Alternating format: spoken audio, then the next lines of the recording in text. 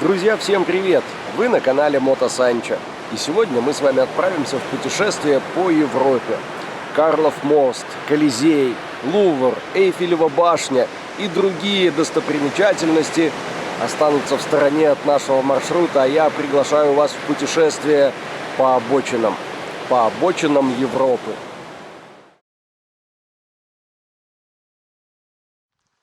И снова мы у нашей Хонды вернулись, начинаем потихоньку собираться, все укладывать. И я хотел бы посмотреть снова уровень масла.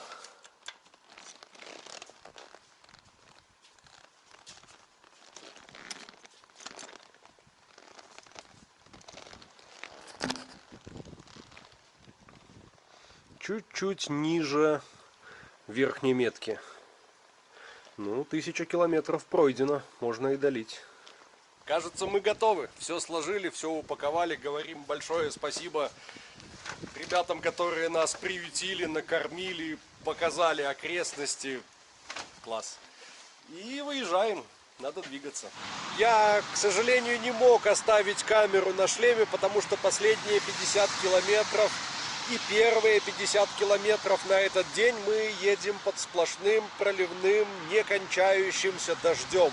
У меня уже мокрая левая нога, вот здесь вот правый бок и левая рука до локтя. Танюшка тоже жаловалась, что начал промокать дождевик, куда-то что-то затекает. Один Мишка пока довольный в коляске едет. Остановились на паркинге, чтобы снять телефон, снять навигатор, потому что его тоже начало заливать, и он начал показывать не то, что хотелось бы. Надеюсь, он выживет и еще нам послужит.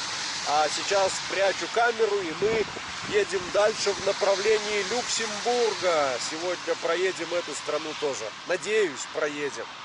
А с парковки, где мы остановились, открывается шикарный вид. И даже специально для этих кадров дождик немножечко поутих. Вот только у меня вопрос, где та обещанная жара, которая испепеляет Европу в этом году? Холод и дождь.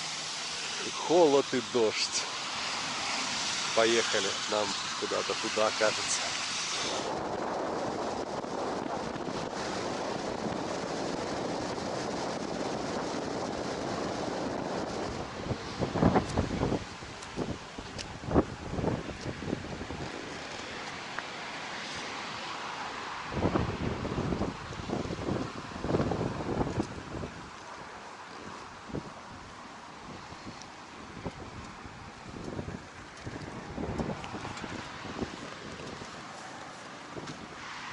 Это, ребятки, суровое испытание. Еще 50 километров под дождем, под таким дождем, что не было видно дороги. Просто вот пелена, ехали на ощупь. И на пике я наблюдал 10 градусов тепла на термометре. Вчерашние плюс 16 с вот этими ливневыми дождями кажутся нам курортом, потому что сегодня непрекращающийся дождь. Просто вот он идет и идет. Остановились на парковке. Тут есть туалет. Тут, кажется, даже какие-то просветы солнца. Но дальше смотришь, и там все в тучах, все в дожде. Мы хотим хотя бы доехать до Люксембурга сегодня. Хотя бы сделать километров 150. Мишка в коляске тоже подмок. Мы спрятались от холодного ветра за туалетом на парковке и кипятим себе чай. Надо выпить чего-нибудь горячего, чтобы согреться, потому что мокрые, промерзшие. Так недолго и заболеть. Закипела водичка, а мы тут анализируем, что дальше делать. Посмотрели, почем гостиницы. От 100 евро и выше за номер. И не знаю, мы пока не готовы к таким тратам. Но если помокнем еще пару часов, возможно, созреем. А пока пьем чай и отогреваемся. Чаю попили, немного согрелись, и смотрите, к нам подтягивает новую тучу и новый дождь. Поэтому мы быстро-быстро одеваемся и помчали дальше.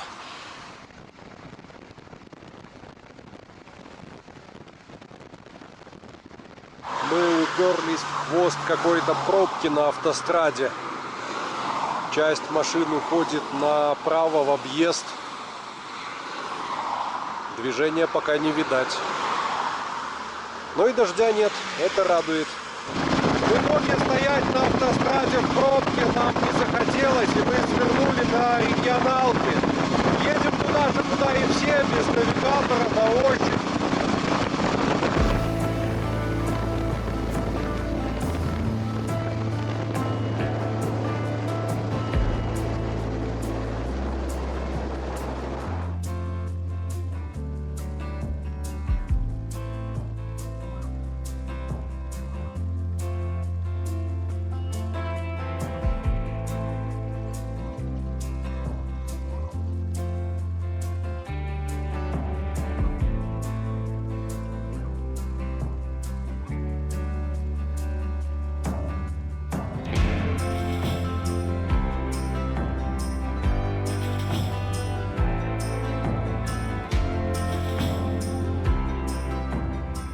И вот, друзья, мы с вами в Люксембурге.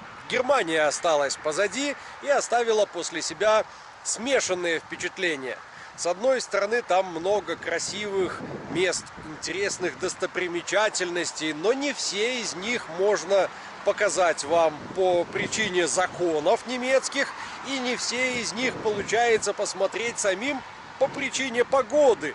В такой дождь не хочется смотреть по сторонам, а хочется ехать вперед куда-нибудь, где солнышко. И вот, кстати, в Люксембурге мы уже увидели солнышко. Здесь очень сильный ураганный ветер, и облака стали такие разрозненные, отдельные, между ними есть просветы. Из-за сильного ветра у нас сильно подрос расход. На въезде в страну загорелась лампа топлива, а мы уже подъезжаем к столице, и здесь заглохли. 30 километров резерва не хватило для того, чтобы преодолеть весь Люксембург, несмотря на то, что страна довольно маленькая. И вот здесь очень хорошо, что у нас есть запас топлива. Можно сейчас залить что-то в бак и на этом доехать до заправки. Будем с этим разбираться, а заодно определимся, куда нам двигаться дальше. Из Люксембурга сегодня хотелось бы попасть еще и во Францию.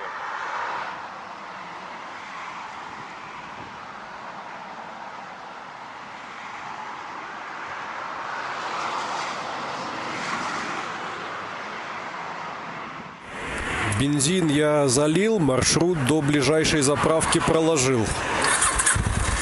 Давайте сейчас попробуем запуститься. Ясно, что топливо все ушло.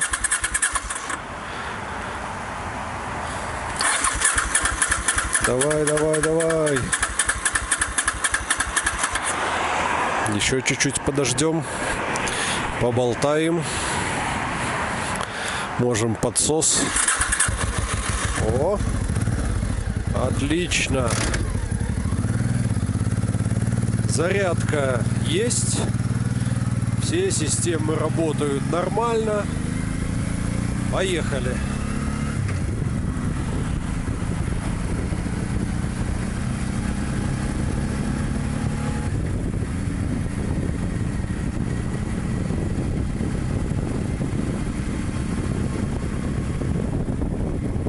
В поисках заправки мы заехали в какую-то промзону. Склады, офисные, возможно, помещения, какие-то корпорации.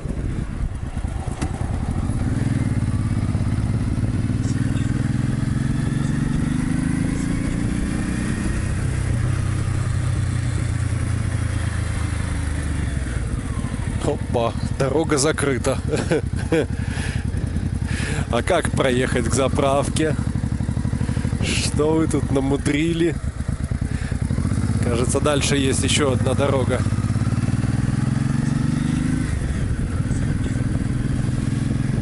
Обзорная экскурсия по промзоне Люксембурга.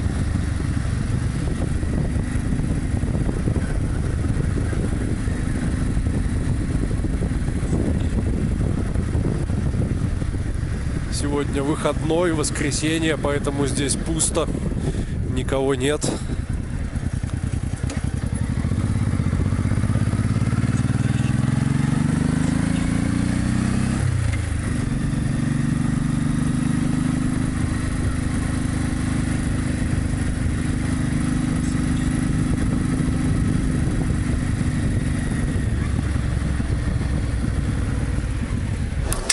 Что тут у нас по бензинам? Евро 5 Супер Пломб 98 и Е10 95. Берем 95. 10% биоэтанола. Заливаем полный бак и 3 литра в канистру. У нас есть полный бак топлива и в канистре тоже есть. Мы теперь сможем ехать довольно долго. И вот захожу я, братцы, на заправку, а мне говорят: «Бонжур, месье». Тут-то я и растерялся. Так быстро перестроиться с немецкого на французский. Причем мне почему-то казалось, что все знаки дорожные еще на немецком, а разговаривают все на французском. В общем, это какой-то культурный шок. Мы проложили маршрут на Верден, Франция. До него 81 километр, а там посмотрим, что дальше будем делать.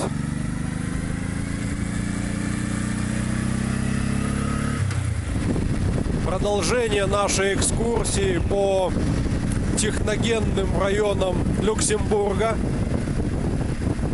Сверхсовременные дороги, туннели, мосты, какие-то здания. И там же за ними трубы заводов. Очень необычно. И я так понимаю, в Люксембурге уровень жизни весьма высок. Глядя на машины, на которых ездят местные, понимаешь, тут бедных нет. В туннеле тепло, прям здорово. Да, Танюшка говорит: давай здесь палатку поставим, вот где-нибудь на обочине пристроиться. Да, кажется, из туннеля выезд направо и прямо, нам прямо. Навигатор еще не знает этих дорог, они только-только открылись, и поэтому немножечко путается. А вот здесь был дождик только что, дорога мокрая.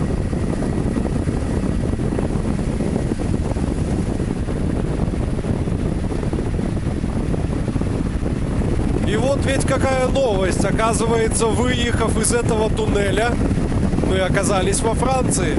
Только что посмотрел на навигаторе, да, пересекли границу. Французские коровы. Как мы быстро путешествуем. 3 часа назад въехали в Люксембург. Успели в нем заглохнуть без топлива, найти заправку, и вот уже в другой стране. А просыпались утром в Германии. Конечно, общее впечатление о Германии сделал Владимир и его семья. Накормили, приютили, достопримечательности показали. Большое им за это спасибо. Ну что же, ждем, что Франция порадует нас хорошей погодой и уютным местом для ночевки.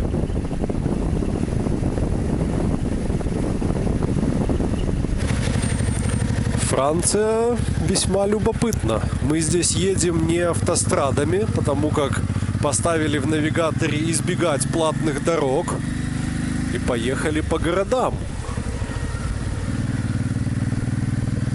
Конечно, немножко растеряны. Никак не ожидал, что когда-нибудь окажусь во Франции. Видел ее только в фильмах. И вот сейчас Сейчас мы здесь.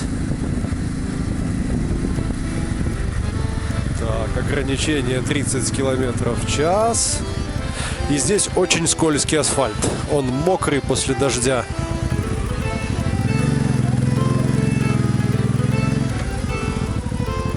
Какой-то собор. Центр города.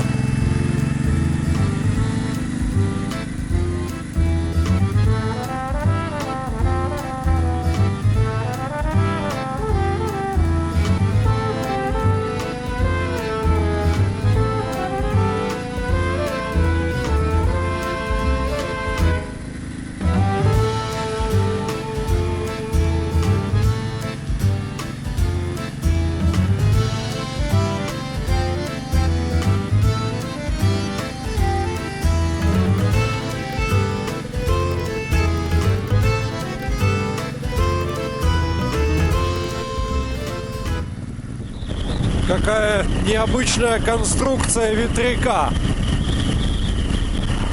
Я таких еще не видел. А учитывая, что ветер сегодня сильный, молотит он быстро.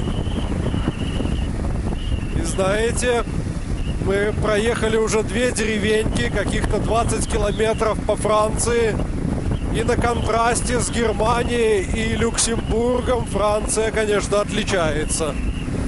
В какую сторону, решите сами, посмотрев это видео.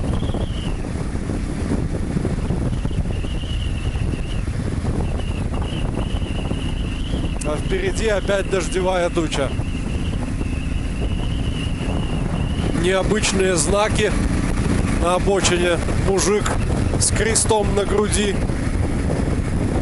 А я тут глянул на термометр, у нас плюс 12 за бортом. И вы гляньте, какой сильный ветер.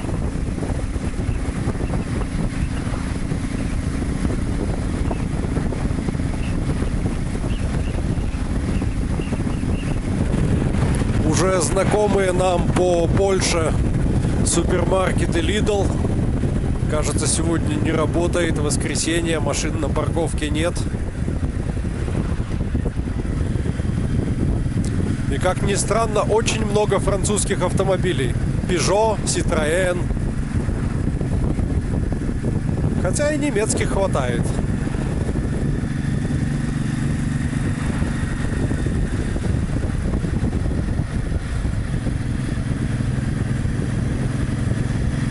Архитектура во Франции отличается от немецкой.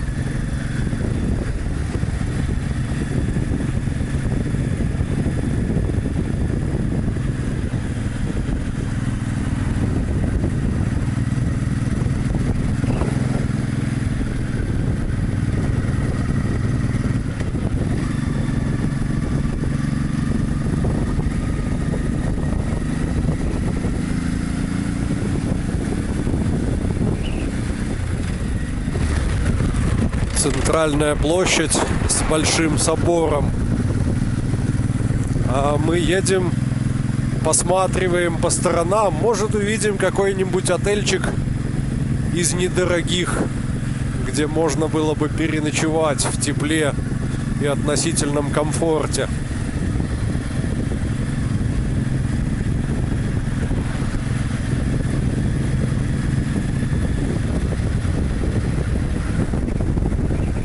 Какие живописные узенькие французские дорожки.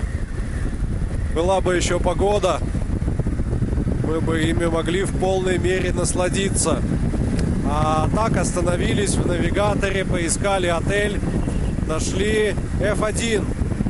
Мне мой подписчик Артем советовал эти отели, сказал, что неплохой уровень обслуживания и безопасные парковки. 53 евро стоимость номера на троих. Это показывает Google. Попробуем доехать и поинтересоваться вживую, что нам предложат.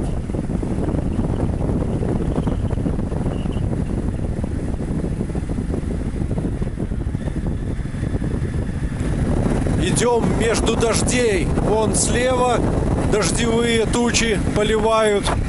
А вон справа еще одна на подходе. холодно, ветрено. Именно поэтому и решили сегодня не искать место под палатку. Уютная улочка маленького французского городка.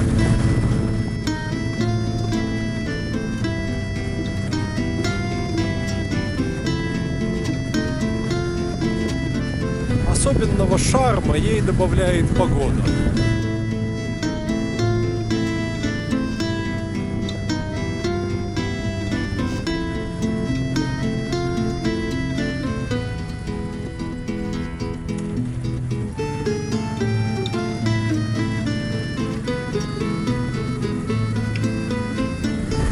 Город Этон. 30 км в час ограничения. Огромные лежачие полицейские. Ферма.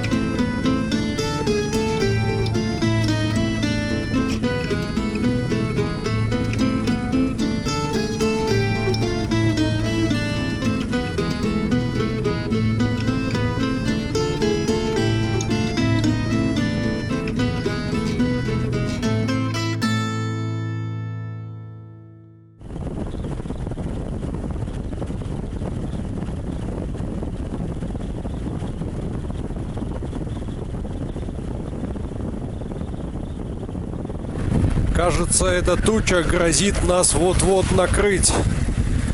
А до отеля осталось 10 километров и 10 минут езды. Едем на перегонки. Кто быстрее, мы или туча? Выглядит она, конечно, угрожающе и одновременно завораживает. Такая... мощная грозовая туча собралась.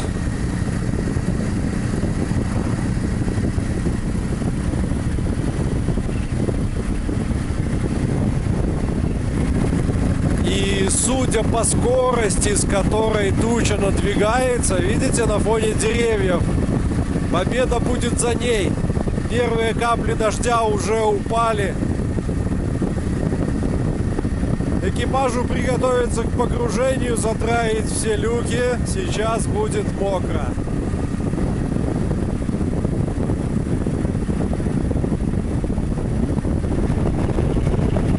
Вот он, внизу, в долине, раскинулся город Верден, куда мы направляемся. И знаете, чем он известен? Битвой во время Первой мировой войны, в ходе которой в течение очень долгого времени не происходило смещение фронтов. И та, и другая сторона так хорошо окопались, что на протяжении долгого времени просто приходили солдаты в одни и те же окопы, стреляли, убивали друг друга, приходили новые в эти же окопы, а продвижения, никакого прогресса не было ни с одной стороны, ни с другой. Такая человеческая мясорубка. Верден. Добрались до отеля F1 и тучу обогнали. Но плохие новости. Мест нет, все зарезервировано. Попробуем еще в один подъехать. Тут недалеко. Ну и вариант с палаткой, если уж совсем не прокатит.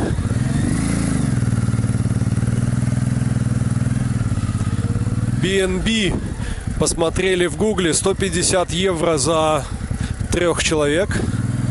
Нас не устроило. Сейчас едем куда-то, где 76, по-моему, евро. Дорого, но зато в тепле.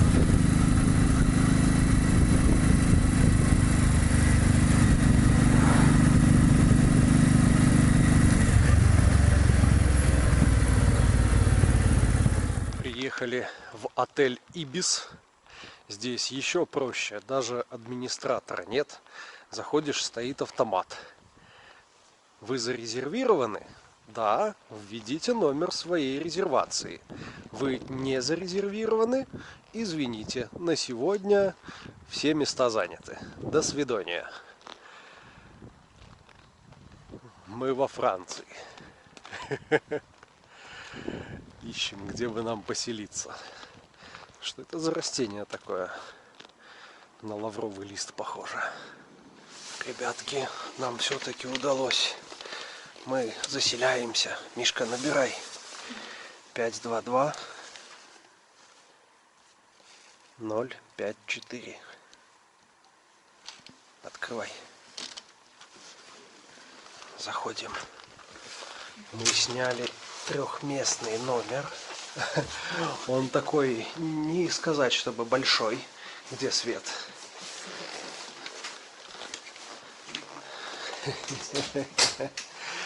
Двухспальная кровать внизу и второй этаж для Мишки, ему понравится. У нас вид на парковку с обратной стороны здания. Я думаю, сейчас сюда мотик перегоню. Но здесь тепло, здесь, братцы, тепло. Это удовольствие стоит 79 евро за ночь. Здесь есть душ. И может быть в нем даже горячая вода. И были определенные проблемы с заселением. Мы пришли, набираем код резервации. Мы все-таки установили этот букинг. Мы зарезервировали номер, набираем код резервации. А нам говорят, ошибка доступа, обратитесь к администратору. Пришел один администратор по-французски, Жерманшпа. Пришел другой администратор по-английски, ничего мы не понимаем.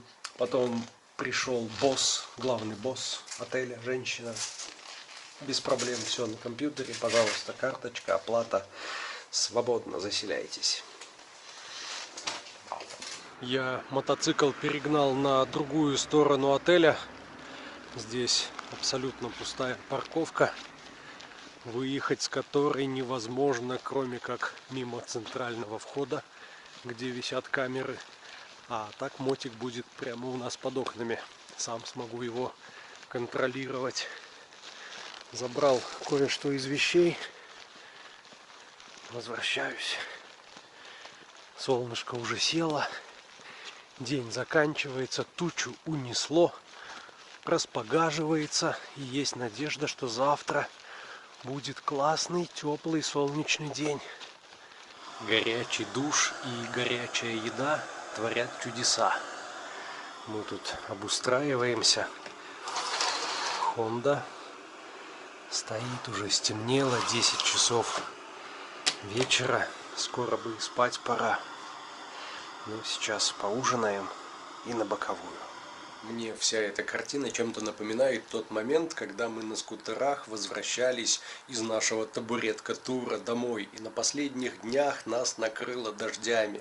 Тоже тогда сняли номер в гостинице, развесили все вещи, повесили палатку для просушки и отогревались. Так и сегодня. Глаза уже закрываются, ноги не держат, будильник поставили на 8 и будем на этом заканчивать. Всем спасибо, всем счастливо и всем пока.